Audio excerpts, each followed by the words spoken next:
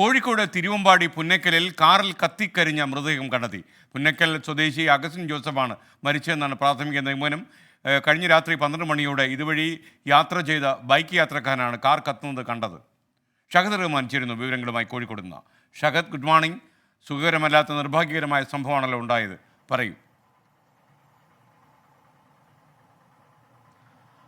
തീർച്ചയായും എസ്കെൻ, good morning. അത്ര ശുഭകരമല്ലാത്ത ഒരു വാർത്തയാണ് ഈ രാവിലെ നമുക്ക് പങ്കുവെക്കാനുള്ളത്. ഇന്നലെ രാത്രി, അതായത് ഇന്ന് പുലർച്ചെ 12 മണിയോട് കൂടിയിട്ടാണ് ഇത്തരത്തിലൊരു സംഭവം നടക്കുന്നത്. തിരുവമ്പാടി പുന്നക്കൽ ചപ്പാത്ത് റോഡിലാണ് ഇത്തരത്തിൽ ഒരു കാറിൽ ഒരു മൃതദേഹം കത്തിക്കരിഞ്ഞ നിലയിൽ കാണുന്നത്. ഇതുവഴി പോയ ഒരു യുവാവാണ് ഈ കാർ നിന്ന് കത്തുന്നത് കണ്ടത്. തുടർന്ന് അടുത്തുള്ള പോലീസ് സ്റ്റേഷനിൽ വിവരം അറിയിക്കുകയായിരുന്നു. ഉടൻ തന്നെ പോലീസ് സ്ഥലത്തെത്തുകയും ഇവിടെയുള്ള തോട്ടിൽ നിന്നുമൊക്കെ വെള്ളം കോരി ഈ കാറിലേക്ക് ഒഴിക്കുകയുമായിരുന്നു ചെയ്തിട്ടുണ്ടായിരുന്നത്. അപ്പോഴേക്കും ഈ കാറിലുണ്ടായിരുന്ന ആൾ വെന്ത് മരിച്ചിട്ടുണ്ടായിരുന്നു എന്നുള്ളതാണ് ഏറ്റവും ദൗർഭാഗ്യകരമായ ഒരു സംഭവം.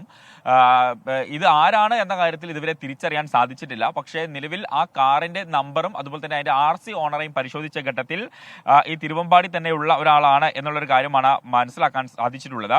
അതായത് പുന്നക്കൽ സ്വദേശി അഗസ്ത്യൻ ജോസഫ് ആണ് എന്നതാണ് പ്രാഥമികമായിട്ടുള്ള നിഗമനം.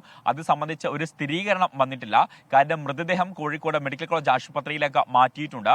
തുടർന്ന് മറ്റ് പരിശോധനകൾ നടക്കണം. ആ പരിശോധന നടന്നതിന് ശേഷം മാത്രമേ ഇത് സംബന്ധിച്ച് ഒരു സ്ഥിരീകരണം വരികയുള്ളൂ.